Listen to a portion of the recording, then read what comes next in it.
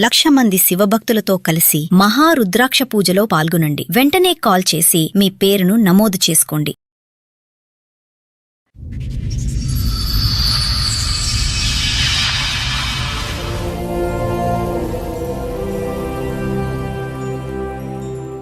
అక్రమ సంబంధాల వల్ల అమ్మలు పిల్లల్ని చంపేస్తున్నారు. ఆ అక్రమ సంబంధం ఉన్న వ్యక్తులు వచ్చి పిల్లల్ని చంపేస్తున్నారు. వీళ్ళిద్దరూ కలిపి భర్తలను చంపేస్తున్నారు, లేదా భర్తలు భార్యలను చంపేస్తున్నారు. అమ్మ ఉంటే 100 మంది ఉన్నట్టు అని అమ్మ వదిలేయడం ఏంటండి? అమ్మ మీద కేసులు వేసుకోవడం ఏంటి? అమ్మ కేసులు వేయడం ఏంటి? అమ్మ పిల్లల్ని చంపేయడం ఏంటి? పెళ్లి చేసుకోవడానికి ముందు నువ్వు నాకు నచ్చినావు అని చెప్పింది. పెళ్లి అయినాక వారం రోజులకే నువ్వు నాకు నచ్చలేదు, నాకు వ్యవసాయం చేసేవాడే కావాలి, నేను ఉరేసుకొని చనిపోతానని బ్లాక్ మెయిల్ చేసి గడే పెట్టుకొని నేను లోపల ఉరేసుకుంటాను, డ్యూటీకి వెళ్ళకూడదని బ్లాక్ మెయిల్ చేసేది. ఇప్పుడు ఆవిడ రైతునే చేసుకోవాలని ఎందుకు అనుకుంది? అంటే నాకు ఆస్తి కోసం చేసుకున్నాను, ఏదైనా పండనికే కాదు నేను పెళ్లి చేసుకున్నదని చెప్పింది. ప్రతిరోజు నరకం అనిపించిన మేడం. 5 సంవత్సరాల పాటు ఇదే పాట ఆవిడ. అవును అవును సార్. ఈ పాట పాడుతూనే 2 పిల్లలు కనేసింది. ప్రపంచానికి చెప్పకూడదు అనుకున్నా, తన్నేది దగ్గరికి పోతే తర్వాత గీరేది నా దగ్గర ఉండే టార్చర్. డిప్రెషన్ బాగా వెళ్ళిపోయింది సార్. ఆ 2019లో నేను సూసైడ్ చేసి పిల్లలకి నేను కావాలన్న ఉద్దేశంతో బ్రతుకుండాలి, కానీ ఒక తండ్రి భార్యకి నేను వద్దు అని అనుకుంటే ఎలా? మమ్మీ వద్దా? మమ్మల్ని చంపేయడానికి చూస్తారు మేడం. ఆ పిల్లలకి ఆ చేతులు కాలిపోటాలేంటి, ఆ ఒళ్ళు కాలిపోటాలేంటి? ఈరోజు ఆ పిల్లలు ప్రాణాలతో బ్రతికి బట్ట కట్టారంటే కనుక ఎంత అదృష్టం అది. దీన్ని నాంచి నాంచి నాంచి గోటుతో పోయేది గొడ్ల వరకు తెచ్చుకోకండి. మీరు ఉరితాడు తెచ్చుకుని ఫ్రెండ్ ఇంటికి వెళ్ళి ఊరేసుకున్నారు, వాళ్ళు చేసుకోలేకపోతున్నారు, అంతే తేడా. పిల్లలు మీ దగ్గర ఉన్నంత వరకు మీరు ఆ చైర్ మీద కాలు మీద కాలేసుకుని కూర్చోవచ్చు సార్. సార్ మేడం గౌడ్ గారు ఆయన సమస్య చెప్పుకోవడానికి ఇక్కడి వరకు వచ్చారు. ఆయన సమస్య ఏంటో అడిగి తెలుసు. నమస్తే అండి. నమస్కారం మేడం. ఓకే, ఇక్కడ వరకు దేనికి వచ్చారు? మీ సమస్య ఏంటి? మా భార్య ప్రాబ్లం వల్ల వచ్చింది మేడం. ఓకే, పెళ్లి చేసుకోవడానికి ముందు నువ్వు నాకు నచ్చినావు అని చెప్పింది. పెళ్లి అయినాక వారం రోజులకే నువ్వు నాకు నచ్చలేదు, నాకు వ్యవసాయం చేసేవాడే కావాలి, నేను ఉరేసుకొని చనిపోతానని బ్లాక్ మెయిల్ చేస్తూ ప్రతిరోజు అట్లే ఇబ్బంది పెడుతూ డ్యూటీకి వెళ్ళినప్పుడు గడే పెట్టుకొని నేను లోపల ఉరేసుకుంటాను, డ్యూటీకి వెళ్ళకూడదని బ్లాక్ మెయిల్ చేసేది. అర్ధరాత్రి 10 గంటలకు 12 గంటలకు వాళ్ళ అమ్మలకు ఫోన్ చేసి వాళ్ళతో మాత్రం తప్పైంది అని చెప్పి మళ్ళీ ఆ రోజు పడుకునే వాళ్ళం. 5 సంవత్సరాలు గడిచిపోయింది, పాప పుట్టింది మేడం. మీకు పెళ్ళి ఎంత కాలం అయింది? అంతకుముందు మీ ఆవిడ మీకు ఎలా పరిచయం? నాకు 2009లో జూన్ 18 తారీఖు నాడు పెళ్లి అయింది మేడం. ఆమె ఒక వేరే ఊరికి సంబంధానికి వెళ్ళి వాళ్ళ ఊరు మీదంగా వెళ్తున్నప్పుడు ఎండాకాలంలో ఒక దగ్గర దాహం వేసి నీళ్ళు తాగుతున్నప్పుడు ఒకరిని, ఈ ఊర్లో ఇంటర్మీడియట్ చదివిన అమ్మాయి ఉందంట కదా, మీకు ఏమైనా తెలుసా అని నేను అడిగినాను. ఆయన నుండి ఇంటర్మీడియట్ గురించి తెలియదు కానీ మా ఊర్లో 2 ఆడపిల్లలు పెళ్లికున్నారని ఒక ఆయన చెప్పారు. సరే అని నేను వెళ్దాం అనుకుంటే ఇంటర్మీడియట్ అని ప్రత్యేకంగా ఎందుకు అడిగారు? డిగ్రీ నేను కంపెనీలో పనిచేస్తున్నా. ఆయన ఏం చెప్పాడంటే, ఫ్రెండ్ వాళ్ళ మరదలు ఉన్నది ఇంటర్మీడియట్ అమ్మాయి, పెళ్లికి నువ్వు అక్కడికి వెళ్ళి చూడు అని చెప్పారు. ఫ్రెండ్ పేరు చెప్పలేదా? పలానా ఇంటి పేరు వాళ్ళు పలానా వాళ్ళు అని చెప్పలేదా? ఓన్లీ ఇంటర్మీడియట్ అమ్మాయి అని. Only intermediate. వాళ్ళ మా ఫ్రెండ్ ఏమో గవర్నమెంట్ టీచర్, వాళ్ళ మరదలు ఇప్పుడు ఇంటర్మీడియట్ చదివింది, పెళ్లికి ఉంది అమ్మాయి అని నేను చెప్పాడంట. ఆయన రాంగ్ చెప్పాడంట. తర్వాత తెలిసింది వాళ్ళ భార్యతో చెప్పిండి ఇట్లా సంగతి అని. అంటే ఈ ఒక అమ్మాయి లేదు, ఒక అమ్మాయి ఉంది, వీళ్ళేమనంటే సరే నేను వెళ్ళిపోతానన్నాను. ఈ లోపల వాళ్ళ అన్న ఎక్కడి నుంచి వచ్చాడో వాళ్ళ ఇంటికి వచ్చింది మేడం. వాళ్ళ ఇంటికి వచ్చి మా చెల్లిని చూడడానికి రమ్మని చెప్పని వాళ్ళ భార్య భర్తలు ఇద్దరిని అడిగాడు. వాళ్ళు నేనేమో సడన్ గా పోతున్న బాటసారిని కదా, నేను గ్యారెంటీ చెప్పలేను, చూడనమ్మా అని అంటే ఆమె ఏం కాదు చూడని అన్నారు. ఆ విధంగా నేను వాళ్ళ ఇంటికి తీసుకెళ్లారు. ఈ లోపల ఆమె రెడీ చేసి కూర్చోబెట్టారు. నేను చూసినా, నేనేం మాట్లాడకుండా సార్ బయటికి వెళ్ళినా. 3 డేస్ తర్వాత ఫోన్లు చేస్తుండ్రు, వాళ్ళన్న కంటిన్యూ ఫోన్ చేస్తుండ్రు. ఏమైనా రాకపోతారు మీరంటే, మా పెద్దల సమక్షం లేదు కాబట్టి నేనేం చెప్పలేకపోతున్నా, మా వాళ్ళకి నాకు ధైర్యం వస్తలేదు అంటే, సరే మమ్మల్ని రమ్మంటారా, మీరే వస్తారని వాళ్ళని అడిగాడు. సరే మీకు నచ్చిందో లేదో మళ్ళీ నాకు ఏంది లేకుండా నేనేం చెప్పలేను కదా అంటే, మాకు ఓకే అని చెప్పిండు. ఆయన వాళ్ళ చెల్లెలకి ఫోన్ ఇచ్చిండు. ఈమె ఫోన్లో నువ్వు నాకు నచ్చినావు అని చెప్పింది. చెప్పిన తర్వాత అప్పుడు సరే ఇప్పుడు చెప్పిన వాళ్ళకి అప్పుడు డిసిషన్ చెప్పిన. ఇప్పుడు మా పేరెంట్స్ ని తీసుకొస్తా, నేను ఇండివిజువల్ గా పెళ్లి చేసేటటువంటి. ఆ రోజుల్లో మీకు 28 ఇయర్స్ దాకా ఎందుకు పెళ్లి అవ్వాలా? ఫైనాన్షియల్ గా మేము పూరు. నేనేం బయట ఇండస్ట్రీలోనే వర్క్ చేసుకుంటూ ఉన్నాను. ఇంకా నేను సంబంధాలు అనేది ఇంటికి పెద్దగా వచ్చినాయి ఎట్లా ఏం లేవు. దానివల్ల ఇప్పుడు ఆవిడ రైతునే చేసుకోవాలని ఎందుకు అనుకుంది? అంటే పొలాలు ఎకరాలు ఉంటాయి అన్నా, లేకపోతే ఏంటి? ఆమె నాకు వ్యవసాయం చేసేవాడే కావాలి, నువ్వు నాకు అవసరం లేదు వద్దని. సరే, ఏదో రకంగా ఒక 5 ఏళ్ళు 2 పిల్లల అయినాక 2 పిల్లలు మేడం. ఓకే, ఒక 5 ఏళ్ళు బానే ఉన్నారు. లేదు మేడం, ఆ కంటిన్యూ పెళ్ళైన అదే 4 రోజుల నుంచి స్టార్ట్ అయింది గొడవ. స్టార్ట్ అయింది. ఉన్నంతలో 5 ఏళ్ళు బాగానే ప్రతి ఉన్నారు. రోజు నరకం అనిపించిన మేడం. నేను డ్యూటీ అలా ఎప్పటిదాకా కలిసి ఉన్నారు? కలిసి కంటిన్యూగా అయిన తర్వాత ఒక 5 years కంపెనీలో కంటిన్యూ పెళ్ళైనాక 5 years ఒక పాప మాత్రం అప్పటికి పాప పాలు చిక్కు. సారీ, కంటిన్యూస్ గా ఇది ఒక్కటే రిక్వైర్మెంట్ ఆ అమ్మాయికి? నువ్వు ఉద్యోగం కాదు, నాకు వ్యవసాయస్తుడు కావాలి, ఉద్యోగం కావాలి, ఇది 5 సంవత్సరాల పాటు ఇదే పాట ఆవిడ. అవును అవును సార్. ఈ పాట పాడుతూనే 2 పిల్లల్ని కనేసింది ఆవిడ. అవును సార్. అది మీరు ఇంకోటి నా ఒక్కసారి అడగలేదా? దగ్గర రానిపోయేది ఇది ఇది అప్పుడు నాకు కావాలనుకున్నప్పుడు ఎవరు చెప్పలేదు, ప్రపంచానికి చెప్పకూడదు అనుకున్నా. ఆమె ఏం చేస్తుందంటే నాకు తన్నేది దగ్గరికి పోతే, తర్వాత గీరేది. సార్ పెళ్లి చుట్టే తిరక్కండి సార్. 2009 మ్యాటర్, పెళ్లి అయిపోయింది, 20 ఏళ్ళు అవుతుంది, 15 18 ఏళ్ళ ఏంటి ఇప్పుడు పంచాయతీ అంటే? 2009 నుంచి 2011 ఆగస్ట్ లో మా పాప పుట్టింది సార్. అల్లుడ పోయినప్పుడు కూడా వాళ్ళు అసలు నాకు పెళ్లికి కట్నం అవుతాను ఆ మేడం. అమ్మాయి ఏమైనా జాబ్ చేస్తుందా? ఏం లేదు, ఏమీ house చేయదు, wife, హౌస్ house wife వైఫే. మేడం. వాళ్ళ ఇంటికి వెళ్ళిపోయేదా, మీ దగ్గర ఉండేదా? నా దగ్గర ఉండే టార్చర్ పెట్టేది మేడం. టార్చర్ అప్పుడు పెడుతూ చెప్పకుండా వెళ్ళిపోయేది. ఓకే. వెళ్ళినా ఎన్ని రోజులు ఉండేది వాళ్ళ ఇంట్లో? వెళ్ళిన ఒక మెయిన్ డెలివరీ అయినప్పుడు చాలా రోజులు ఉన్నది, ఇంకా మిగతా రోజు Maximum వచ్చేస్తూ ఉండేది. అయితే ఈ లోపల ఆమె జాబ్ ఈ టార్చర్ ఎట్లా పెట్టింది మేడం అంటే, జాబ్ మానేసి ఇంకో జాబ్ నేనే వెతుక్కొని మా పేరెంట్స్ మీద మా అత్తగారి మీద బర్డెన్ లేకుండా నేనైతే నా భార్యని ఎట్లైనా సాధించుకోవాలి, కలుపుకొని బతకాలి అనేది నా ఉద్దేశం ఉన్నది. నా పెద్దలు వేరే వాళ్ళని అడిగితే ఏం చెప్పేవాళ్ళంటే, ఇట్లా లోపల మర్మం చెప్పకుండా మా భార్య కొద్దిగా ఇబ్బంది పెడుతుందంటే గార్వంగా పెరిగిందేమో, లేదంటే పిల్లలైనాక, లేకపోతే ఆంజనేయ స్వామి దగ్గర ఒకసారి నిద్ర అయ్యి, లేకపోతే రింగులు పెట్టుకోవాలి, బంగారు రింగులు పెట్టుకుంటే చేతులకు, అట్లా శని అవి పూజలు చేస్తే అట్లాంటి సలహాలు ఇచ్చారు. అవి కొన్ని చేస్తే అవి ఏవి ఫలించలేదు. ఈమె సేమ్ ఇంకా ఎక్కువైంది. తర్వాత నేను ఆమెని కంపెనీ మారిన మేడం. కంపెనీ మారిన తర్వాత సేమ్ ప్రాబ్లం, ఇంకో కంపెనీ మారిన, అట్లా రిజర్వ్ 16 రకాల చేంజ్, లక్షల రూపాయలు ఓటున్నా మేడం. అంటే నానా రకాల కంపెనీలు మానారా 11 ఏళ్లలో. 2020లో ఏం జరిగింది? 2020లో 2019లో నేను సూసైడ్ చేసుకున్నా మేడం, ఉరేసుకున్నాను. నా క్లాస్మేట్లకు, ఫ్రెండ్స్ కు, కొలీగ్స్ అందరికీ నా గురించి ఆమె వాళ్ళ చుట్టాలందరికీ వీడు ఒక సైకో, ఒకటి పిచ్చోడని చెప్పుకుంటూ వస్తున్నదంటే అది నాకు తెలియకున్నది. వాళ్ళందరూ నా మీద ఒక ఫోన్లు చేసి మెంటల్గా ఇబ్బంది పెడితే నేను తట్టుకోలేకపోయినా. కంప్లీట్ పల్లెటూరు విలేజ్ లా పెరిగినా నాకు బయట ప్రపంచం తెలియకున్నది. ఈమె సమస్యను నేను ఎదుర్కోవడానికి నాకు ధైర్యం సరిపోలేదు, నాకు వేరే ఆప్షన్ దొరకలేదు. ఆ ఒత్తిడి తట్టుకోలేక నేను భయపడి రాత్రిపూట కూడా నిద్రపోకుండా ఎంతో ఇబ్బంది పడుకుంటూ అట్లే నేను ఒకసారి రోజు నేను ఇక్కడ వద్దు, మా ఫ్రెండ్ దగ్గరికి పోయి వేరే కంపెనీ మన ఇద్దరం కలిసి జాబ్ చేద్దామని ఒక మాట చెప్పేసి వెళ్ళిపోయి నైట్ 2 మధ్య 12, 1, 11 గంటలకు రీచ్ అయినా మేడం. నైట్ పోయి మా ఫ్రెండ్ దగ్గరికి పోయి, నాకు కంపెనీ జాబ్ కావాలంటే సరే పెట్టిస్తాను అన్నాడు. మా భార్య కూడా జాబ్ కావాలని ఆయన అడిగితే సరే పెట్టిద్దాంలే అని చెప్పింది. అన్న తర్వాత నైట్ రూమ్ లో పడుకోపోయి నన్ను ఒకటే రూమ్ కు పంపించి, నేను లేచి ఒక సర్వీస్ వేర్ ఉండేది, దానికి ఫ్యాన్ కోసం ఉన్నది, ఆ సర్వీస్ వేర్ చుట్టుకున్నాను, ఉరేసుకున్నాను. ఇట్లా దాని కింద ఒకటి సపోర్ట్ అయితే పెట్టుకున్నాను, తన్నినాను. ఆ ద్వారా గుర్తుంది, సర కూడా ఉతకపోయింది, సాపడం వచ్చింది. తర్వాత ఉదయం 8-9 గంటల టైంలో నేషనల్ హైవే ఉంటుంది, ఆ రోడ్డు మీద ఉంటున్నాను. నడవనికి వస్తలేదు, మాట్లాడితే మాటలు వస్తలేవు. తాడు దింపి ఎవరు మిమ్మల్ని అక్కడ దాకా తీసుకెళ్లారు? తెగిపోయి ఉండొచ్చు అని అంటున్నారు మేడం. అది తెగిపోయింది, మీకు మీరుగా వెళ్ళిపోయారు మైకంలో. మైకంలో రాత్రంతా నైట్ 2 గంటల నుంచి కింద పడతారు. ఈ షోల్డర్స్ అన్ని చెక్కలు అదేమంటారు మేడం, గీసుకుపోయినాయి. మోకాళ్ళు, బొటన వేళ్ళు, గదివ మొత్తం గీసుకుపోయింది. ఇక్కడ మొత్తం తెగింది, ఇక్కడ నల్లగా అయింది అంతే. ఇక్కడ తెగిపోలే, ఇక్కడ తెగింది. రివర్స్ ఎంత తాడు ఉండొచ్చు, తెగినట్టుంది. అన్ని నైట్ అంతా మైకంలో ఉన్నట్టుంది. ఉదయం నా అంతకు నేనే లేచి బయటకు వచ్చాను. ఆ విధంగా వాళ్ళు సూసైడ్ చేసుకుని వచ్చిన తర్వాత మా ఫ్రెండ్స్ తో భయపడ్డాను. మాటలు రాలేదు, నీళ్ళు తాగనికి రాలేదు, నడవనికి రాలేదు, చాలా ప్రాబ్లం ఫేస్ చేసిన. ఇంటికి తోలుకొచ్చిన తర్వాత ఏమైందంటే, భార్య వల్లనే సూసైడ్ చేసుకున్నా అంటే, ఇదంతా మా ఫ్రెండ్స్, మా పేరెంట్స్ మీద నా గురించి అబద్ధం చెప్పి, పొలం చేయనందుకే వీడు సూసైడ్ చేసుకున్నాడు అన్నట్టుగా డైవర్స్ చేసి అంతా ప్రతి ఒక్కరు గేమ్ ఆడిన ఇట్లా. అది వేరే రూట్లో వెళ్ళిపోయి మా నాయన 1 ఎకరా పొలం చేసినప్పుడు సూసైడ్ చేసుకున్నప్పుడు మా నాయన బలవంతంగా తీసుకెళ్ళిండు. మీ నాన్న దగ్గర ఎన్ని ఎకరాలు ఉన్నాయి? మా నాయన దగ్గర మొత్తం 4 ఎకరాలు మా అమ్మ పేరు మీద, మా నాయన పేరు మీద కలిపి ఉంది మేడం. మీకు 5 ఎకరాలు ఎలా చేశారు? 4 ఎకరాలు వాళ్ళకి 4 ఎకరాలకు వెళ్ళి నాకు ఎకరా చేసిండు మేడం. ఎకరా చేశారు? నాకు ఒక ఎకరం చేశారు.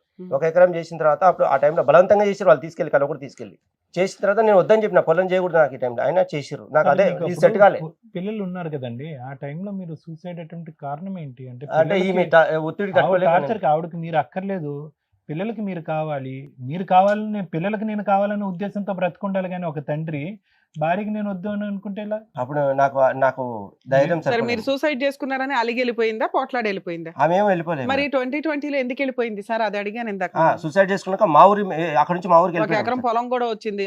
మా ఊరికి వెళ్ళిపోతే మా నాయన 1 ఎకరా పూరం చేసిన వెంబడే ఈమె ఏం చెప్పిందంటే, నాకు ఆస్తి అప్పుడు చెప్పింది, నాకు ఆస్తి కోసం చేసుకున్నాను, ఏదైనా పండనికే కాదు నేను పెళ్లి చేసుకున్నదని చెప్పింది. ఓకే. అప్పుడు Only మా నాయన property ఎకరా పొలం బుక్ వచ్చింది, మేము అప్లై చేసిన ఆ ఎకరా పొలం బుక్ ఆమె ముందు చింపేసిన.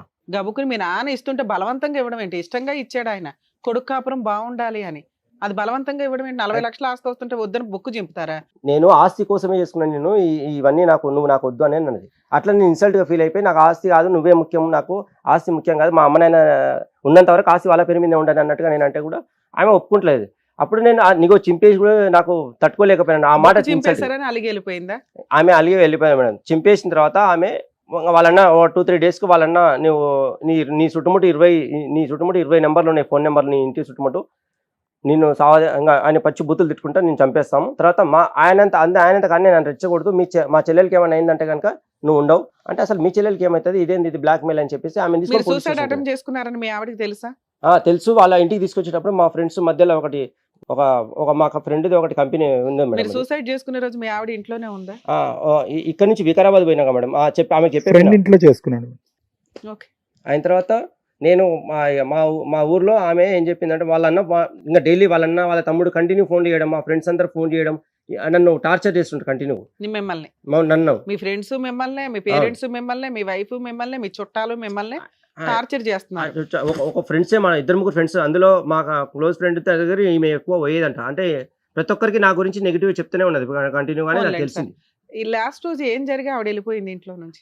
ఆమె నేనే తీసుకెళ్ళాను మేడం. నేనే ఆ రోజు ఈయన చంపుతా అన్నప్పుడే నిన్ను పోలీస్ స్టేషన్ తీసుకెళ్ళి, మీ అన్న నీ గురించి నీకు ప్రాణహాని ఉంది కదా, మీ అన్న నాకు వార్నింగ్ ఇస్తున్నాడు కదా, పోలీస్ స్టేషన్ కంప్లైంట్ ఇద్దాం పని పోలీస్ స్టేషన్ తీసుకెళ్తే ఈమె వాళ్ళన్న నేనే తీసుకెళ్ళాను మేడం. నేనే తీసుకెళ్ళాను. ఆమె బంగారం తీసుకో, నీ దగ్గర ఉన్న డబ్బులు మొత్తం తీసుకో, నాకు వద్దని చెప్పి ఆమె వీడియో తీసిన, అవన్నీ ఆమె దగ్గర ఉన్నాయి. ఆ వీడియో తీసిన నా ఫోన్లో ఇప్పటికి ఉంది. ఆ వీడియో తీసుకొని బంగారం నీ దగ్గర అన్ని ఉన్నాయని చెప్పి తీసుకొని పోయినా. నేను పిల్లల్ని కూడా తీసుకొని పోయి ఆ పోలీస్ స్టేషన్ కంప్లైంట్ ఇద్దామంటే, పోలీసులకు చెప్పే లోపల మా ఆయన వచ్చింది ఆడికి, నాకు తెలియకుండా, నువ్వు వీడు మతి స్థిమితం లేదు ఇతనికి, మా బావకు, వీళ్ళు అప్పుడప్పుడు గొడవ పడుతుంటారు, నేను కౌన్సిలింగ్ ఇప్పించి 4 రోజుల తర్వాత మా చెల్లెని తీసుకెళ్ళి మా పెద్దల సమక్షంలో అని చెప్పి, అది నాకు నా మాటలు ఏంటలేరు పోలీసులు. సరే, మీ అన్న వచ్చేమన్నాడు? మా అన్న వచ్చి, నిన్ను అడవిలోకి పోతే పెట్రోల్ పోసుకొని పట్టుకొచ్చి మేము కొట్టినాం అని అంటే, దాని అర్థం నాకేమో అర్థం కాలేదు. నేను అడవిలో పారిపోతే పట్టుకొచ్చి పెట్రోల్ పోసుకొచ్చి డీజిల్ పోసుకొచ్చి వాడిని తోలుకొచ్చినాం అని చెప్పి మెత్త కొడక నిన్న అంటే. 2020లో వెళ్ళిపోయిందా మీ ఆవిడ? అప్పుడు నేనే తీసుకెళ్ళి అక్కడ నుంచి దింపేశారు. ఇప్పటికి 6 ఏళ్ళు అవుతుంది. మీ ఇద్దరి మధ్య పెద్ద మనుషుల పంచాయతీలు గానీ ఏమన్నా జరిగినాయా? పెద్ద మనుషుల పంచాయతీ ఏం జరగలేదు. ఓన్లీ వాళ్ళే పిలిపించేవారు. నాకు ఆస్తి కోసం అనేది, వాళ్ళ ఇంటికి పోయినా నాకు పిల్లలు కావాలి, పెళ్ళని. 6 ఏళ్ల నుంచి మీ ఆవిడ వాళ్ళ పుట్టింట్లోనే ఉంటుందా? మధ్యలో మా ఇంటికి వచ్చేది మేడం. అప్పుడప్పుడు నన్ను కడతాలు తీసుకెళ్లారు, యోగా చేయమన్నారు. యోగా చేస్తుంటే కన్ను మూసుకుంటే పారిపోయి వచ్చేసారు వాళ్ళు. ఎవరు, నేను ఒక్కనే ఉండి చాలా ఇబ్బంది పడి వచ్చిన తర్వాత నన్ను డాక్టర్ దానికి వెళ్ళాలి, నీకు పిచ్చెక్కిందని చెప్పి వాళ్ళు మాట్లాడకుండా బలవంతంగా ఇద్దరు కార్లో కూర్చోబెట్టుకొని, ఎందుకు ఇట్లా కూర్చోబెడుతున్నా అంటే వినలే వాళ్ళు. నన్ను ఒక జంతువులాగా నన్ను బిహేవ్ చేసి. జాబ్ చేస్తున్నారా లేదా? 2019 నుంచి జాబ్ చేస్తూ అక్కడ నుంచి డైరెక్ట్ మా ఊరికి తీసుకెళ్ళినప్పుడు జాబ్ మొత్తం క్లోజ్ అయిపోయింది. 2019 నుంచి మీరు జాబ్ చేయట్లేదు. 20 నుంచి కలిసారండి. మమ్నార్లో ఎస్విఎస్ హాస్పిటల్లో సైకరాలజిస్ట్ అడిగారు మేడం. వాళ్ళు ఏం చెప్పారంటే, ఎందుకు సూసైడ్ చేసుకున్నావు అంటే, మా భార్య ఒత్తిడి వల్ల తట్టుకోలేక రీజన్ చెప్పినాం. పిల్లలు ఎవరి దగ్గర ఉన్నారు? కొన్ని రోజులు వాళ్ళ ఇంటికాడ ఉన్నారు. పిల్లలు చూడడానికి వాళ్ళ ఇంటికి వెళ్తే చూడనివ్వలే. నాకు పిల్లల్ని చూడకుండా నేను ఉండాలని అంటే, పిల్లలు రాలేవు, తను చూస్తున్నారు రావట్లేదు. అట్లా వాళ్ళు అట్లే ఉండి ఆ ఎండకు అట్లే పడుకున్నా. వాళ్ళ ఇంటికి పిల్లలు ఎవరు? నా పిల్లలే మేడం. మీతో పాటు వచ్చారా? అవును మేడం. నన్ను చూడనియకపోతే నేను అట్లే బండి పెట్టుకుని ఎండకు అట్లే వాళ్ళ ఆకిట్లో నిలబడ్డాను అనమాట. ఎన్ని సందర్భాల్లో మీ భార్య ఇంటి నుంచి వెళ్ళిపోయినప్పుడు, ఎన్ని సందర్భాల్లో పిల్లల్ని తీసుకుని వెళ్ళింది, ఎన్ని సందర్భాల్లో పిల్లల్ని మీ దగ్గరే వదిలేసి వెళ్ళింది? ఎక్కువ సార్లు పిల్లలు తీసుకెళ్ళింది మేడం. సార్, మీ ఇద్దరి మధ్య విపరీతమైన గొడవ ఉంది. మీ ఆవిడ మిమ్మల్ని పీకు తినేస్తారు. అవును సార్. పిల్లలు మీ దగ్గరికి ఎలా వచ్చారు? మీరు ఇక్కడికి ఎందుకు వచ్చారు? పిల్లలు ఆమె ఆస్తి కావాలన్నది కదా మేడం, నేను చేసిన ఆమె పేరు మీద ఎకరా పొలం రిటర్న్ ఆమె పేరు మీద చేసిన వాళ్ళ ఊర్లోనే ఉన్నది. పిల్లలు చూడనియాలి కదా, బలవంతంగా వాళ్ళ ఆకిట్లో పడుకుంటే, ఎండకు పడుకుంటే, తర్వాత కొద్దిగా పర్మిషన్ ఇచ్చారు. పిల్లలు తీసుకొని బయటకు వెళ్తే పిల్లలు అన్నారు, మామ అమ్మమ్మ మమ్మీ చెప్పింది, నువ్వు పిచ్చెక్కిందంట నీకు, మమ్మల్ని చంపుతావు, అందుకే డాడీ దగ్గర పోకూడదని చెప్పిర్రు, అందుకే మేము అని అంటే నేను అది విని అసలు బాధపడ్డా. సరే అని మళ్ళీ వాళ్ళ ఇంటికాడ తోలి మామిడిపల్లి తీసుకెళ్ళి, అప్పుడు తీసుకెళ్ళి వాళ్ళ ఇంటికి తోలేసి సపరాకుండా వచ్చి, మళ్ళీ నేను నాకు పెళ్ళం కాలేదు, చంపినా సరే అంటే వాళ్ళ ఇంటికి వస్తే చంపుతామన్నారు. చంపినా సరే అని నేను మా ఇంటికాడ ఉండలేకపోయినా. పిల్లలు మీ దగ్గరికి ఎప్పుడు వచ్చారు? ఇంకా ఆ తర్వాత మేడం ఆమె ఏమన్నది అంటే, నాకు ఆస్తే కావాలంటే, అప్పుడు ఆమె అక్కడ నుంచి అప్పుడు తీసుకెళ్లి జడ్చలు తీసుకెళ్లి ప్లాట్ చేసిన ఆమె పేరు మీద చేసి, పిల్లలు కళ్ళ కూడా తీసుకెళ్లి ప్రాపర్టీ పిల్లలకు నా పేరు మీద ఎకరా పొలాన్ని పెనాల్టీ కింద బుక్ చింపేసిన కాబట్టి ఆ దగ్గర పిల్లలకు అంటే ఈమె హార్ట్ అటాక్ వచ్చి చనిపోయినా కాలందిరి చనిపోయినా పిల్లలు అనాథాలు కాకూడదు, ప్రాపర్టీ వీళ్ళ ముగ్గురికి ఉండాలి, పిల్లలు పెంచుకుంటుంది కదా ఆమె గొప్ప, నేను నచ్చలేదు అనేది కనీసం నేను మనిషిని కాబట్టి నేను బుద్ధి నా తప్పు నాదికే ఉంది సేఫ్టీ కోసం రిజిస్ట్రేషన్ చేసిన తర్వాత నేను లేనప్పుడు ఒక 1 month ఇంచుమించుగా ఆ తర్వాత 1 month తర్వాత నేను మా ఊర్లోనే ఉంటుంటే సడన్ గా నాకు తెలియకుండా మా ఇంటికి పిల్లల్ని తీసుకొచ్చి పెద్ద అది వైస్ ఎంపీపీ వాళ్ళు సర్పంచ్ని తీసుకొచ్చారు. వాళ్ళు ఎందుకు తీసుకొచ్చి తెలియదు. అప్పటికి నేను ఇన్సల్ట్ గా ఉన్నాను. తీసుకొచ్చి మా ఇంటికాడ తోలేసి నేను లేనప్పుడు అక్కడ ఇంటి ఇంకా ఉన్నాను. ఈ పిల్లల్ని తీసుకొచ్చి ఈ ఇద్దరిని పిల్లల్ని ఇది 2 చేతులు పట్టుకొచ్చి తీసుకొచ్చి వాళ్ళ ఎదల చేసి గట్టి దొప్పితే ఎల్లెలకల పడ్డారంట 2 పిల్లలు. నేను జూలే మీ ఇంటి దగ్గరకు తీసుకొచ్చి రిజిస్ట్రేషన్ అయినాక మీ ఇంటి ముందు వదిలేసింది, కింద పడేసింది, తోసేసి. ఇప్పుడు ఎంతకాలం అయింది వాళ్ళు వచ్చి? 2021 మేడం. 21 నుంచి పిల్లలు మీ దగ్గరే ఇంకా ఉంటారు? కంటిన్యూ నా దగ్గర. మీ దగ్గరే ఉంటారు. స్కూల్ కి వెళ్తున్నారా? స్కూల్ కి నేను పంపిస్తున్నాను మేడం, హాస్టల్ పంపిస్తున్నాను. హాస్టల్లో ఉంటున్నారా? అవును మేడం, ఫస్ట్ ప్రైవేట్ హాస్టల్లో. సరే, పిల్లలు హాస్టల్లో ఉంటున్నారు కదా, మీ వైఫ్ పిల్లల్ని చూసుకోవడానికి వెళ్తుందా? ఆమె అక్కడికి వెళ్ళదు మేడం, పిల్లలు చూడరు ఆమె దగ్గర వచ్చిన. హాలిడేస్ వచ్చినప్పుడు పిల్లలు అమ్మమ్మ వాళ్ళ ఇంటికి వెళ్తారా, అమ్మ దగ్గరికి వెళ్తారా? వెళ్ళాడు మేడం, వెళ్ళరు. హాలిడేస్ వస్తే మీ దగ్గరే ఉంటున్నారు, మీరు పిల్లల్ని హాస్టల్లో పెట్టి చదివిస్తున్నారు. ఇక్కడికి ఇప్పటికి 6-6 ఏళ్ళు అయిపోతుంది మీరు ఇద్దరు విడిపోయి. ఇక్కడికి ఎందుకు వచ్చారు? మీకేం కాదు? మెయింటెనెన్స్ అడిగారు మేడం వాళ్ళు. ఇప్పుడు ఏమండి మెయింటెనెన్స్ అంటే నా చెల్లెలు నేనే ఉంచుకుంటా. కోర్టులో కేసు వేసారా వాళ్ళు? వాళ్ళు నేనే మేడం. ప్రశాంతంగా ఉన్నారు, మీ పని మీరు చేసుకుంటున్నారు. అవును మేడం. ఉన్నంతలో మీ భార్య మీ దగ్గర అయితే లేదు, టెన్షన్ లేదు. ఇక్కడికి ఎందుకు వచ్చారు? ఆమె నా ఇంటికి వస్తుంది మేడం, అప్పుడప్పుడు వచ్చి నాకు ఇంట్లో స్టవ్ తాళం బల్ల కొట్టి సామాన్ తీసుకెళ్లి, అయితే వాళ్ళన్నీ ఏమన్నాడు మేడం అంటే, నీ పిల్లలు నీకు తానికి వచ్చినప్పుడు నా చెల్లెలు పిల్లలు తీసుకురాలి, నీ పిల్లలు నువ్వే పెంచుకో, నీ పిల్లలు సంపాదించాలి, ఇప్పుడు సంపాదించి నా చెల్లెలు నేనే ఉంచుకుంటా, నా చెల్లెలు సచ్చేంత వరకు నీ పైసలతోటే బతకాలి, లేకపోతే నేను చంపేస్తా. పోనీలేండి, ఇది పిల్లల్ని ఎలాగా పోషిస్తున్నారు కదా, భార్యకు కూడా ఒక 5,000 2,000 పంపిస్తే, ఓ 10,000 పంపిస్తే ఆవిడ బతికిద్ది కదా. నీ సొంత భార్య 20 ఏళ్ళు కాపురం చేసింది కదా. ఏం చేస్తున్నారు మీరు? మళ్ళీ 0 నుంచి నేను వర్క్ చేసుకుంటాను. యావరేజ్ గా పర్ మంత్ మీకు 5 to 10 మధ్యలో వస్తుంది సార్. 5+ అంతే, 5,000 అంతే మేడం. నేను నా దగ్గర స్టాక్. ఇక్కడికి ఎందుకు వచ్చారు మీరు? ఆమె అట్లా మెయింటెనెన్స్ కావాలంటున్నారు. ఒకసారి దొంగతనంగా నేను లేనప్పుడు తాళం బల్ల కూడా సామాన్ తీసుకెళ్ళాడు. మెయింటెనెన్స్ అడగకూడదు, అంతేనా? ఫైల్ ఎక్కడ ఉంది? SVS లో ఫైల్ ఇంట్లో ఉందో లేదో తెలియదు సార్. ట్రీట్మెంట్ వాళ్ళు మెడిసిన్ ఏది వాడలేదు సార్, ఓన్లీ స్కాన్ అదే ఎక్స్రే తీశారు. అన్ని బాగానే ఉన్నాయి, నీకు ఆరోగ్యం బాగుంది, అన్ని బాగుంది, ఏది డ్యామేజ్ కాలేదు బోన్స్ గిట్లా. తర్వాత అన్ని మెమొరీ ఇప్పటికీ చిన్న ఉన్న మెమొరీ మొత్తం ఇప్పటికి అన్ని ఉన్నాయి సార్. వాళ్ళు అన్ని బాగానే ఉన్నాయని చెప్పారు. ఒకవేళ ఏమైనా డౌట్ ఉంటే మెడిసిన్ వాడతాయి అంటే మెడిసిన్ నేను టాబ్లెట్ వాడలే, నేను అబ్జర్వ్ 1 month లో సెట్ అయిపోయింది సార్. ఇవి ఒక్కొక్కటి ఏంది వార్మప్ లాగా చేయమన్నారు సార్, ఎక్సర్సైజ్ లాగా. ఈ మెడలు నరాలు మొత్తం దగ్గర. మీకు సైకలాజికల్ గా మెడిసిన్ ఇచ్చి ఉంటారు కదా, అవి ఎంతకాలం ఇచ్చారు? ఆపేశారా మీరే? నేను వాడలేదు సార్, ఇచ్చి వాడలేదు, అవసరం లేదని మీరు డిసైడ్ అయ్యారా? అంటే నేను ఎందుకు అప్పుడు ఈ ఒత్తిడికి ఇబ్బంది ఫీల్ అయ్యి నేను వాడలేదు. ఒత్తిడి తగ్గడానికే ఇస్తారు సార్ డాక్టర్స్. ఇప్పుడు మరి ట్రీట్మెంట్ వాడలేదు, మరి ఇప్పుడు ప్రస్తుతం ఎలా ఉంది మీకు? నాకు నిద్ర మంచిగా ఉంది సార్. అప్పుడు నిద్ర ప్రాబ్లం ఉన్నది మేడం. కొన్ని రోజులు వాళ్ళ ఇంటికి తీసుకెళ్లారు, అన్నం తింటుంటే తినబుద్ధి కాకపోతే వాళ్ళు ఇంకోటి నాకు తెలియకుండా ఒక డాక్టర్ దగ్గర తీసుకెళ్లారు. వాళ్ళు ఏం మాట్లాడారు, డాక్టర్ ఇంజెక్షన్ ఇచ్చిండ్రు, తర్వాత కొన్ని దోషాలు గోళీలు ఇచ్చారు. ఆ గోళీలు వాళ్ళ ఇంటికాడ ఒక కుక్క లాగా కట్టేసినట్టు ఇంట్లో పెట్టేసి ఖచ్చితంగా గోళీలు పొద్దున సాయంత్రం నిలబెట్టేది. తర్వాత కడతాలు తీసుకెళ్లి వదిలేసి ఇచ్చారు. తర్వాత వాళ్ళు దేవుని దగ్గరికి తీసుకెళ్లి చెర్లగూడ తోటి కొట్టిపించారు. వాళ్ళ ఊరు పక్కన ఒక దేవుని దగ్గర ఒక దేవత అని ఉంటది, ఒక లేడీస్, ఆమె కూడా షుగర్ నిండి చెర్ల కూడా తీసుకొని కొట్టారు. వీళ్ళే మాట్లాడతారు వాళ్ళందరితోటి. నేను నా బతుకు నేను బతకనీయకుండా. పేరెంట్స్ ఎప్పుడైనా తీసుకెళ్లారా ఇలాంటి ప్లేసులకి, మిమ్మల్ని ట్రీట్మెంట్లకి? మా పేరెంట్స్ ఏం తీసుకెళ్ళారు మేడం. మా అన్ననే దేవుడు మేడం, అది కూడా మీరు మంచిగా అడిగారు. మా అన్న ఫస్ట్ సూసైడ్ చేసుకొని వచ్చినప్పుడే మా అన్న తీసుకెళ్లి నువ్వు కూర్చో అని బట్టల మీద స్నానం చేసి వచ్చి మా అన్న ముందర కూర్చున్నాక మా అన్న లక్ష్మీ నరసింహ స్వామికి దేవుడు షుగర్ నింతాడంట. నాకు తెలియదు అప్పుడే. ఫస్ట్ కూర్చున్న తర్వాత నోరు తెరవమన్నాడు. నోరు తెరిస్తే విభూతి నోట్లో పోసిండు, కుంకుమ నోట్లో తల్లిండు, నీళ్లు ఆపకుండా ఆగాలని చెప్పిండు. అది ఆగిన మా భార్య లేచిపోయి స్నానం చేసేటప్పుడు నెత్తి విరవసుకుంటే ఆమె నెత్తి విరవసుకొని స్నానం చేసేటప్పుడు ఆమె మా అన్న ఏమన్నాడంటే, ఇది నీ పెళ్ళమే చేసింది, ఇది నీకు ఇట్లా కావడానికి గల కారణం నీ పెళ్ళమే అని చెప్పిండు. మీ అన్నయ్య చెప్పేశాడు? మా అన్నయ్య చెప్పిండు. బాబుకి కాల్చిన చేతి మా ఊరు సర్పంచ్ దగ్గరికి తీసుకెళ్లి అప్పుడు పిల్లలు మా దగ్గర తీసుకెళ్ళారు, వీరి దగ్గర ఉండరు, ఈ పిల్లలు నా దగ్గరకు వస్తలేరు అని పోలీస్ స్టేషన్ లో 5 మంది ఎస్ఐలు మారు మేడం. 5 మంది ఎస్ఐల ముందర ఓన్లీ పిలిపించేవారు. రెస్పెక్ట్ ఇచ్చి నేను డిపార్ట్మెంట్ రెస్పెక్ట్ ఇచ్చి నేను పోయేవాడిని. ఏమైంది సార్ అని పోతే, పిల్లలు తిన్నారా, పిల్లలు నీ దగ్గరనే ఉంటారా, మీ భార్యను కొట్టినావా, మీ భార్యను తిట్టినావా అంటే నేనేం లేదు సార్ అని అడిగాను. తర్వాత వాళ్ళు సైలెంట్ గా పిల్లలు ఎస్ఐ దగ్గర తీసుకెళ్లి పిల్లల్ని మీ మమ్మీ దగ్గర కోండి, మీ అమ్మమ్మ దగ్గర కోరంటే పిల్లలు పోనీ అని చెప్పేవారు. నాకు ఊపిరాడక డబ్బులు లేవు, పిల్లలు వండి పెట్టడానికి లేదు, పిల్లలు పోవాలని నేను అనుకున్నాను. అట్లా పోకపోతే సార్ ఎస్ఐ సార్ ఏమన్నాడంటే, ఓ అమ్మ ఇంత చిన్న పిల్లలు వాళ్ళు నీ దగ్గరికి నేను వస్తలేరు, మీకు నిమ్మకొని వాడిని నిలబడరా అంటే ఆడ నిలబడ్డాడు, వాడిని అంత దూరం నిలబడ్డా పిల్లలు వస్తలేరు, నాకు తెలియదమ్మా వాడు పిచ్చోడు అన్నావు. అట్లా వార్నింగ్ ఇచ్చేసి నేనేం చేయలేనమ్మా, పిల్లలు వస్తలేరు, పిల్లల్ని నేను బలవంతం గుంజిస్తాను, నీకు సంకల సన్న విలాలని చెప్పి కాదు, ఇదేదో ఉంది మీ లోపల, అది తప్పు మీదే ఉంది, మీ లోపల ఉంచడం నేనైతే ఏం చేయలేను, పిల్లలు రాని గుంజి నాకు రాదు. పిల్లల్ని ఏదో హెరాస్ చేసిన ఏవో ఫోటోలు ఉన్నాయంట, అవి ఏమైనా చూపిస్తారా?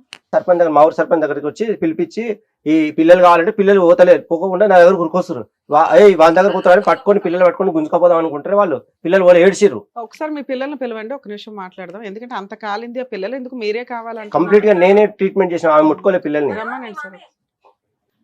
నాన్న మీరు వీడియోలో మీ నాన్నగారు వీడియో తీస్తున్నారు, మీ అమ్మ మిమ్మల్ని పైప్ తో కొట్టడానికి చూస్తుంది, మీ మమ్మీ వద్దా? వద్దు మేడం. ఎందుకు బాగా చూడదా? డాడీ బాగా చూస్తున్నాడా? డాడీ చూస్తాను మేడం. అలా చెప్పమన్నాడా మీ డాడీ? కాదు మేడం, మమ్మల్ని చంపేయడానికి చూస్తారు మేడం. మీ అమ్మ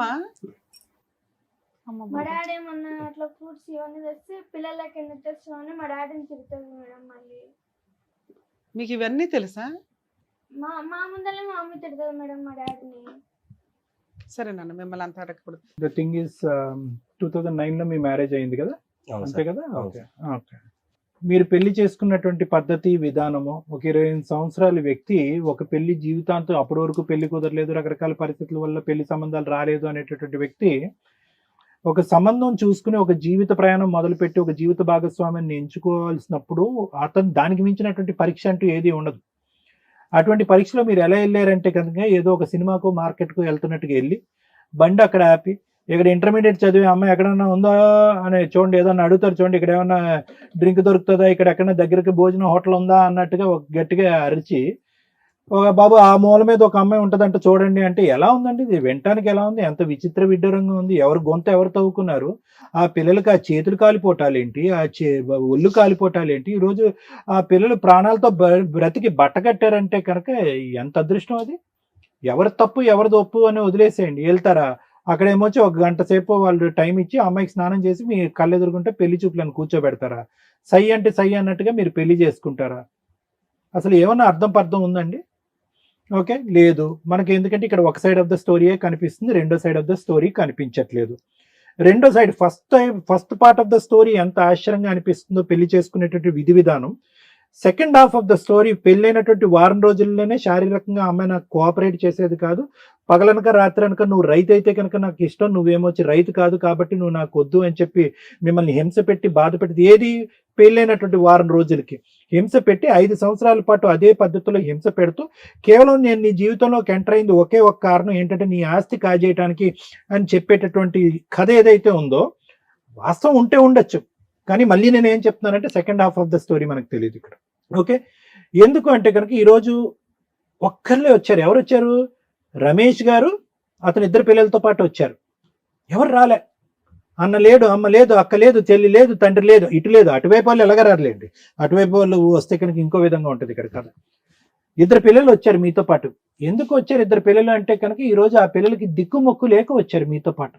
అంటే మానసికంగా మీరు ఎంచుకున్నటువంటి మార్గం ఏంటి, అంటే పెళ్లి రూపాన్ని మీరు ఎంచుకున్నటువంటి మార్గం ఏంటి, ఏ దిక్కును పోయింది, ఆవిడ ఎందుకు మీతో పాటు సాటిస్ఫాక్షన్ లేదు, ఇదంతా కూడా ఒక ఆస్తి గురించి జరిగేటటువంటి అంశమేనా? ఆవిడ మిమ్మల్ని ఏ స్థాయిలో హింస పెట్టింది, ఎందుకు ఒక 4 నోట్లో మీరు ఒక సైకోపాతనో లేదంటే ఒక మానసిక పరిస్థితి బాగాలేనటువంటి వ్యక్తిగా ఎందుకు ఒక పేరు నానింది, ఎందుకు మీ తరపున వాళ్ళు వచ్చి మీ వెన్నంటూ ఎందుకు నిలబడలేదు, ఇదంతా తట్టుకోలేనటువంటి మీరు ఉరి వేసుకోవటానికి ఎందుకు ప్రయత్నం చేశారు? ఉరి వేసుకున్న తర్వాత బ్రతికిన తర్వాత ఏ డాక్టర్లు అయితే బాబు నువ్వు ఉరి వేసుకోవటానికి ఇది ఒక కారణము, నీ మానసిక పరిస్థితి బాగాలేదు, నువ్వు మందులు వాడు అని ఒక డాక్టర్ చెప్తే మీరు చెప్పేది నేను వాడేది ఏంటి అని చెప్పి మందులు తీసి పక్కన పెట్టేసి అటు తిరిగి ఈరోజు వచ్చి ఇక్కడ కూర్చుని మాట్లాడేటటువంటి మొత్తం కథ అంతా కూడా విచిత్ర విడ్డూరంగా ఉందని చెప్తున్నాం రమేష్ గారు. చేసుకునేటటువంటి విధానం పద్ధతి బాగాలేనప్పుడు ఆవిడతో ప్రయాణం చేస్తూ అంత శాడిస్ట్, మీ లెక్క ప్రకారం చెప్పాలంటే హింస పెట్టి బాధ పెట్టి నరకయాతం చూపెట్టే ఒక శాడిస్ట్ భార్యతో, ఎందుకంటే ఒక 16 సంవత్సరాలు ఒక ఆడపిల్లని ఇలా కళ్ళెదురుకుంటే అక్కడ కూర్చోబెట్టి సినిమా అంతా చూపెట్టు ఎంత నరకం చూసుంటుందండి ఆ మహాతల్లి. పక్కన ఇంకో కొడుకు ఏంటండి? పోనీ అమ్మాయి అంటే కనుక పెళ్ళైనటువంటి కొత్తలో మాకు అవగాహన లేదు కాబట్టి ఏదో అలా పుట్టేసింది అని అనుకుందాం. కరెక్ట్గా అక్కడ 3-4 ఇయర్స్ గ్యాప్లో మీతో ఎంతో ఒక లవ్ స్టోరీ ఉంటేనే కదా ఇంకో అబ్బాయిని కన్నారు మీరు. ఎందుకు కనాలండి?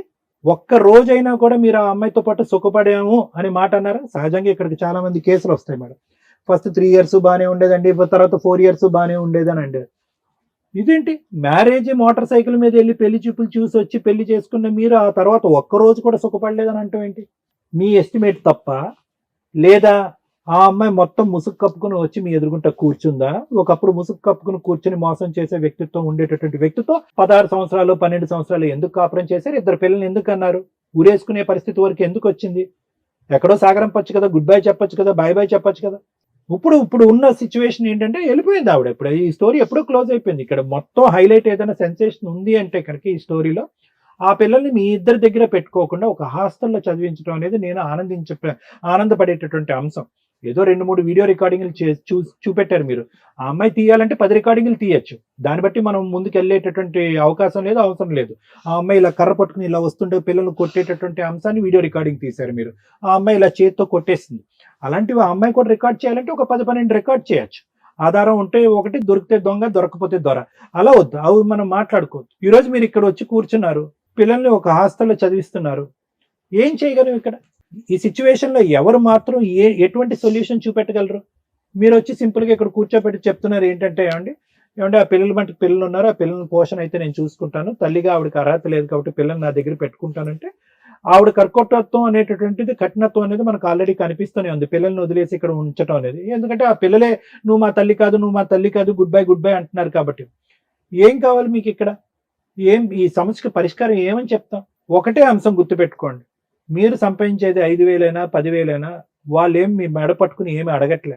మీ జోలికి మేము రావు, మా జోలికి మీరు రావద్దు అంటే కనుక ఈవిడ పోషణార్థం ఆవిడ ఏదోటి ఇవ్వండి అని అంటున్నారు. ఆవిడ రాక్షసి అయినా, భయంకరమైనటువంటి మనిషి అయినా ఆవిడ పోషణకి మీరు ఏమిస్తారు అనేటటువంటిది ఒక్కటి ఆలోచించుకుంటే ఇదంతా ఇష్యూ ఈజీగా సెటిల్ అయిపోతుంది. అలా కాకుండా ఒక 2,000 3,000 మెయింటెనెన్స్ ఇచ్చే కాడికి మీరు ఇవ్వకుండా దీన్ని నాంచి 10 మంది పెద్దల మనుషులకి ఈ స్టోరీ చెప్పుకుంటూ ప్రతి చోటగా ఆ పిల్లల్ని హాస్టల్ని తీసుకొచ్చి వాళ్ళని పాక్షికంగా కానీ పరోక్షంగా కానీ ఇలాంటి అంశాలకి ఎక్స్పోజ్ చేయటం వల్ల ఆ పిల్లలిద్దరు కూడా మెంటలీ అన్వెల్ అయిపోతారు రానున్న రోజులు. గోటుతో పోయేది గొడ్ల వరకు తెచ్చుకోకండి. వాళ్ళు మీ జోలికి రావట్లేదు, మీరు వాళ్ళ జోలికి వెళ్ళట్లేదు. పిల్లల్ని ఈడ్చుకుని వెళ్తాను, నా తల్లిగా నాకే ఆ పిల్లల మీద హక్కు ఉంది అనేటటువంటి మాట రావట్లేదు. పిల్లలు మీ చెంతనే ఉన్నారు, మీ పాటే పాడుతున్నారు, మీతోనే ఉంటాను అంటున్నారు. దీనికి మించినటువంటి అదృష్టం ఏమీ లేదు. వాళ్ళు మీ జోలికి రాకూడదంటే ఆవిడ పోషణ నిమిత్తం ఎంతో కొంత డబ్బులు అడుగుతుంది. పట్టుదలకు పోవద్దు.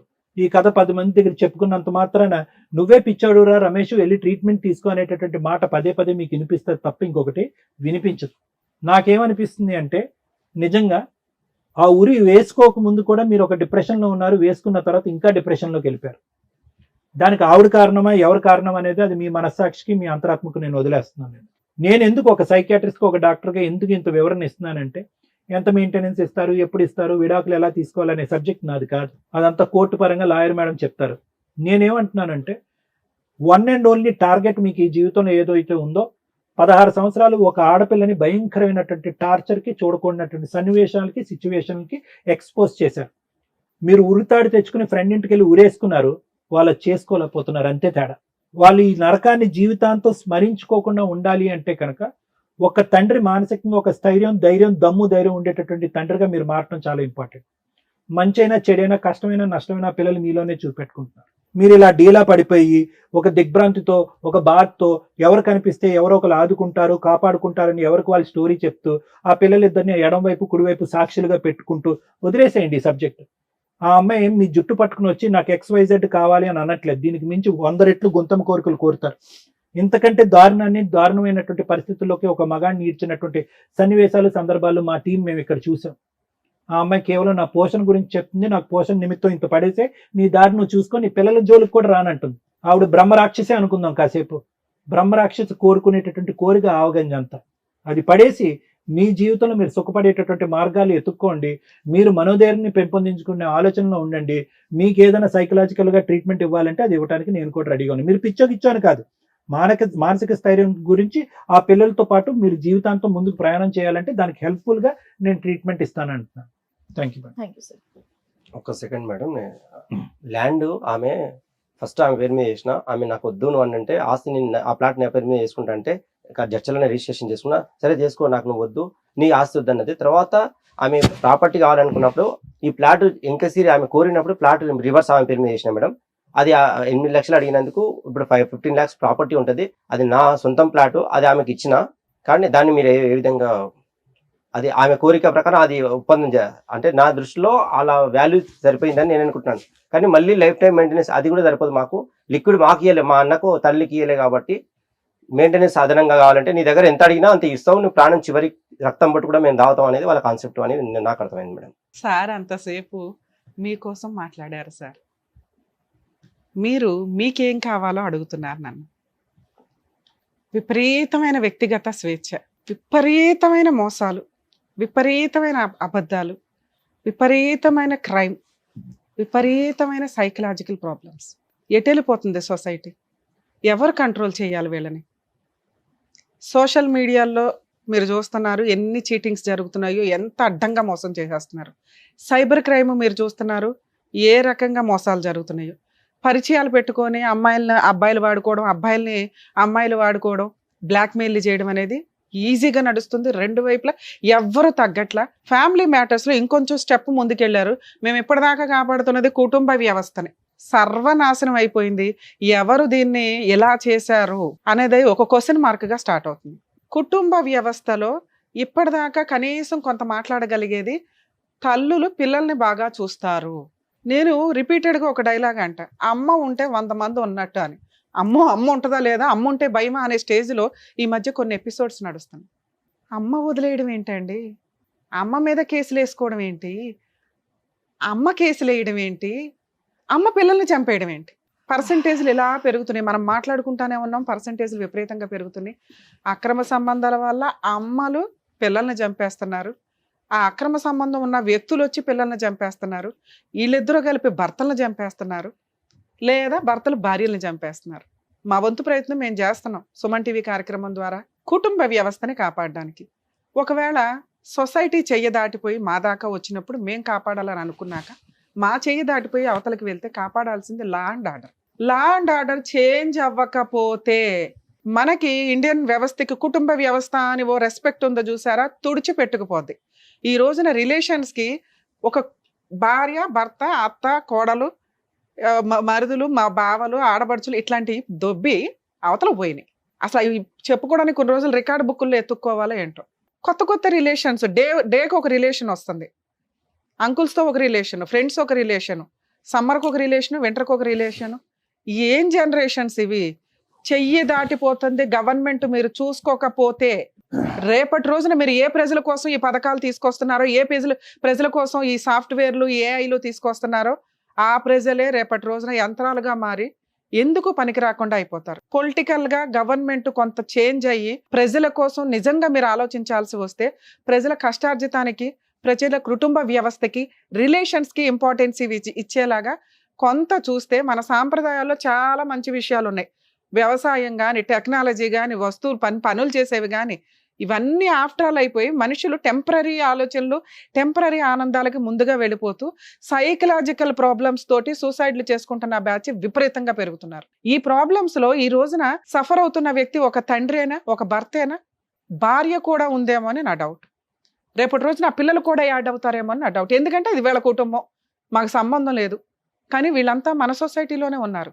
వీళ్ళ గురించి మనం పట్టించుకోవాలి. సొసైటీకి ఒక రెస్పెక్ట్ ఉండి సొసైటీ వీళ్ళ గురించి ఆలోచిస్తే వీళ్ళు సొసైటీకి రెస్పెక్ట్ ఇచ్చి అమ్మో మా తోలు తీస్తారు సొసైటీ అని భయపడతారు. సొసైటీకి రెస్పెక్ట్ లేదు, తల్లిదండ్రులకి రెస్పెక్ట్ లేదు, ఎవరికి లేదు. అమ్మకి పిల్లలకి రెస్పెక్ట్ లేని ఒక జనరేషన్లోకి వెళ్తున్నాం.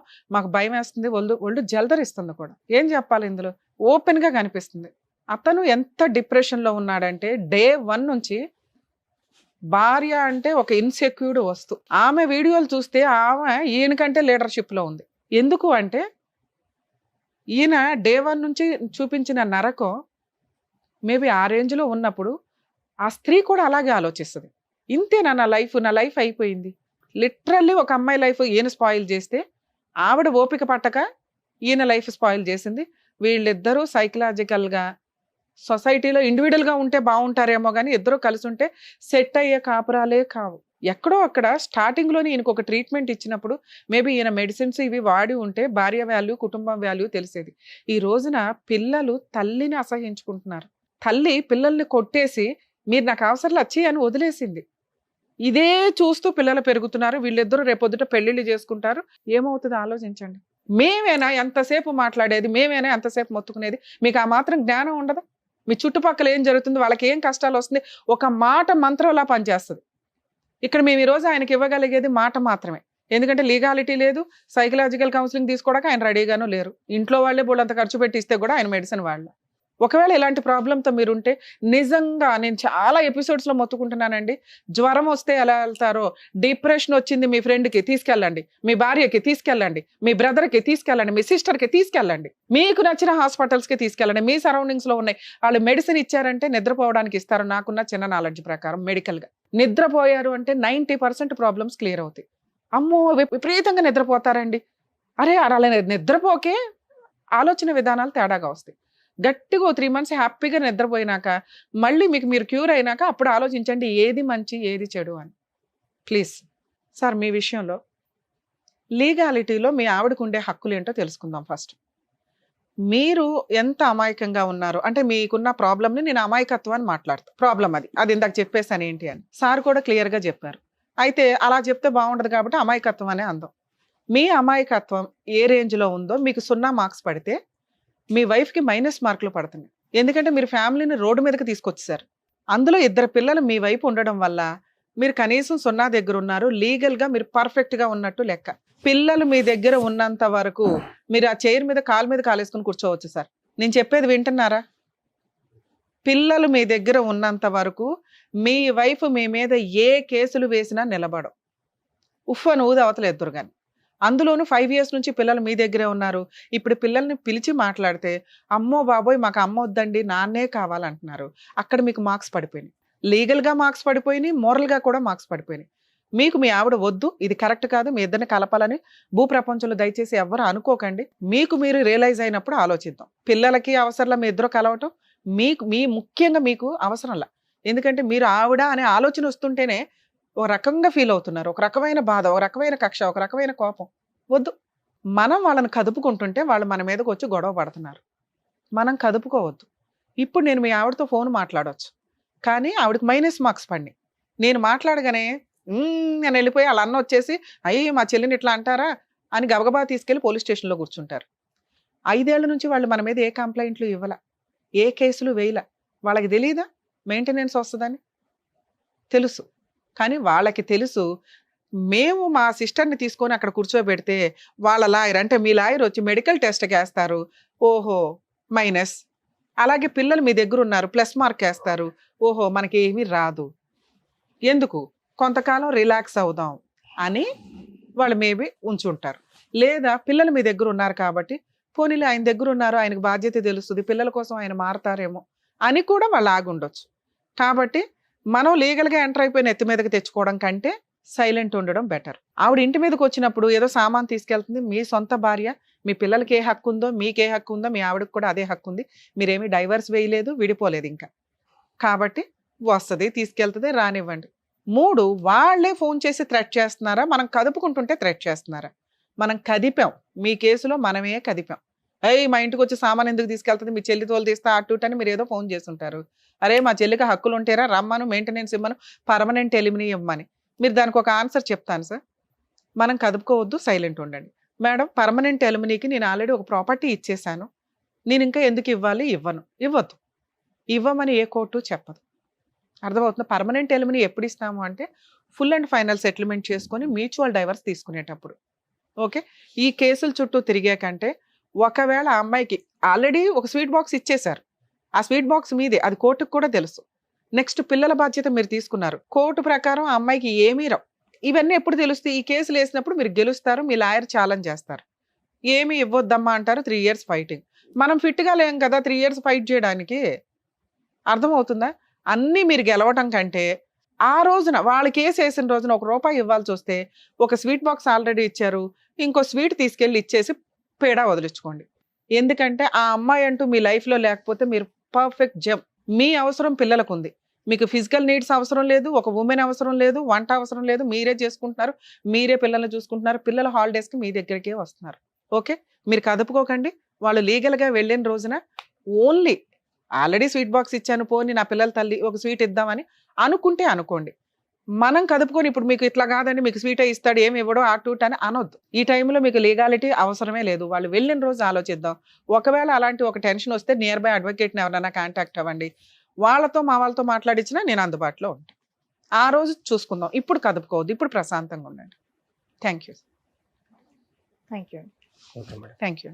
పిల్లల్ని జాగ్రత్తగా చూసుకోండి సార్. సరే madam. Thank you so much sir. Thank you so much madam. Thank you. మరో కథతో మళ్ళీ కలుద్దాం.